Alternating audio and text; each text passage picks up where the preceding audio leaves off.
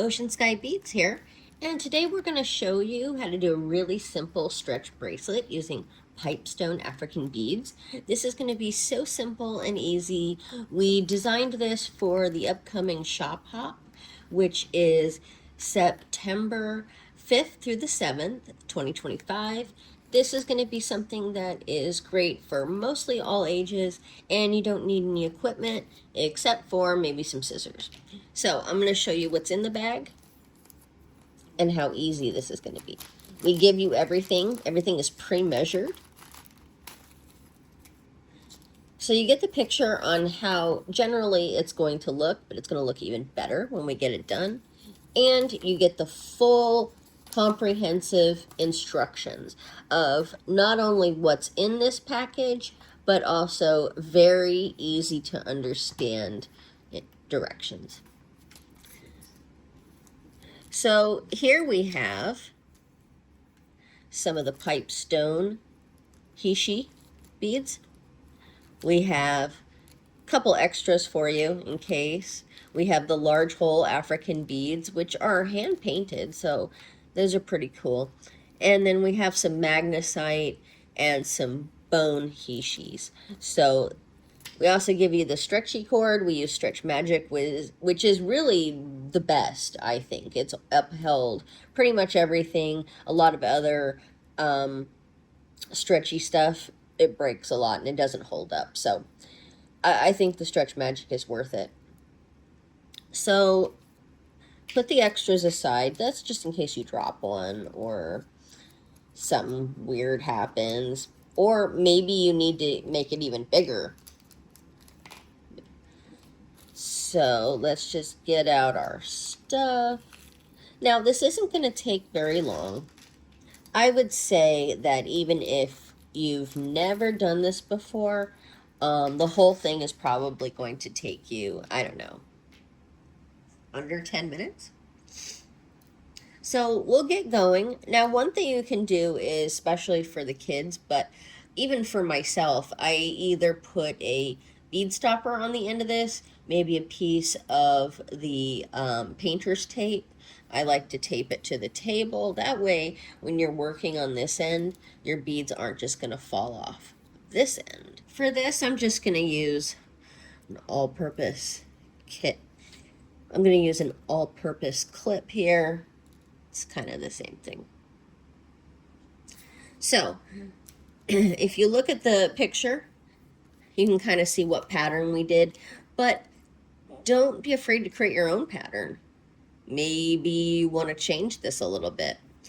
Your expression is entirely up to you.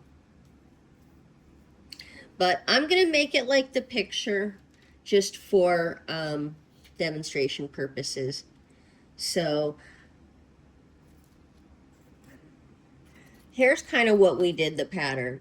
We did 4 big hole African painted beads. So you know that you have these 4. So just know that when you're breaking up your pattern, you only have 4 of these. But really, you can just put it however you want. Now, I'll show you how to finish this. You don't need any tools. You're just going to finish this with an overhand knot. So very easy. Like I said, very great for the younger ages, but really broken it out here. So to start, you're going to string 1 large hole African bead. Doesn't matter which one. Okay, and then you're going to do 5 of the pipestone. So we've really made it very easy. We're telling you how to go along. Very easy.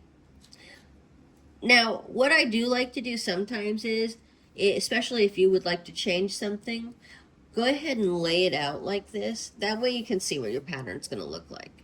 Because then if you want to change something, you don't have to maybe go back and take 4 beads off, which extends the project a little bit. So in this case, we're going to just do the 1 large hole African bead, and then we're going to do the 5 pipestone, and this is going to go pretty fast.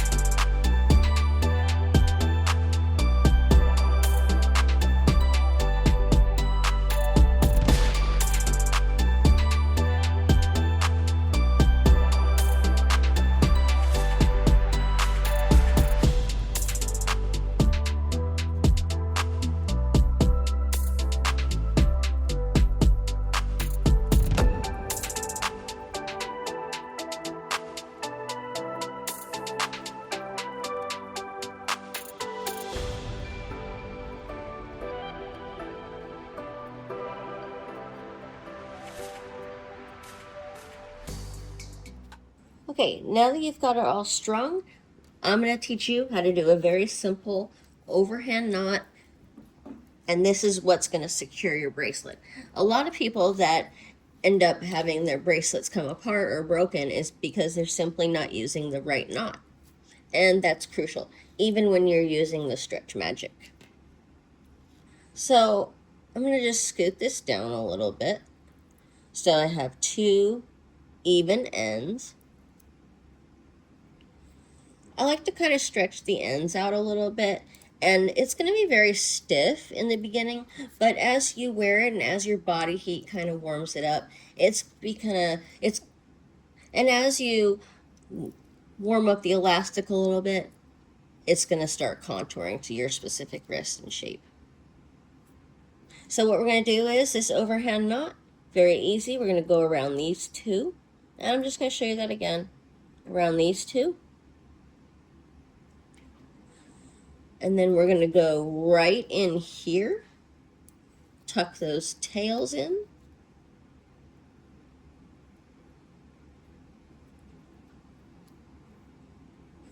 And what we're going to do is we're just going to tuck these tails in.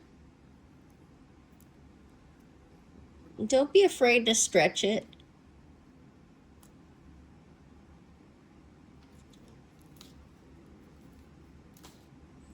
So once we have these, we're just going to move our knot down.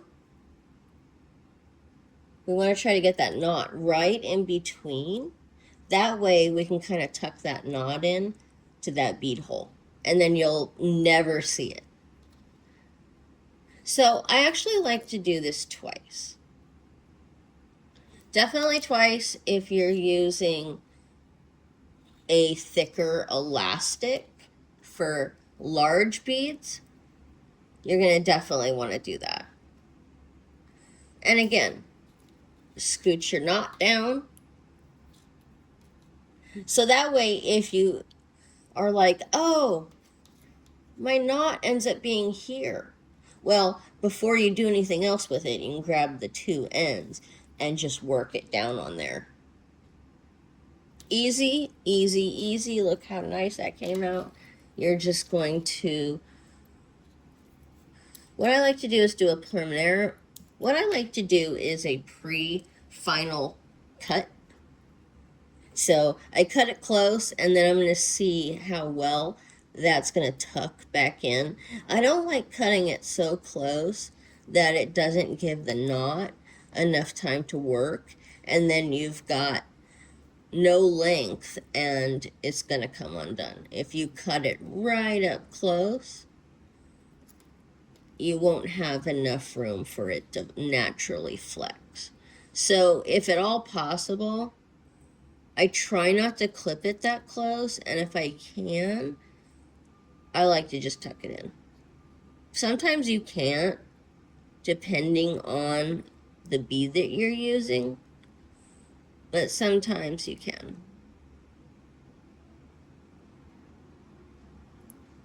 So in this case, I got 1. So there you go. Very easy. Look at that. And I really like it this length. It gives it a little bit of room, but not too much where I feel like it's going to come off my wrist. And I think really anybody could wear this. So if you're definitely looking for an easy take and make, Ocean Sky Beads definitely has you covered.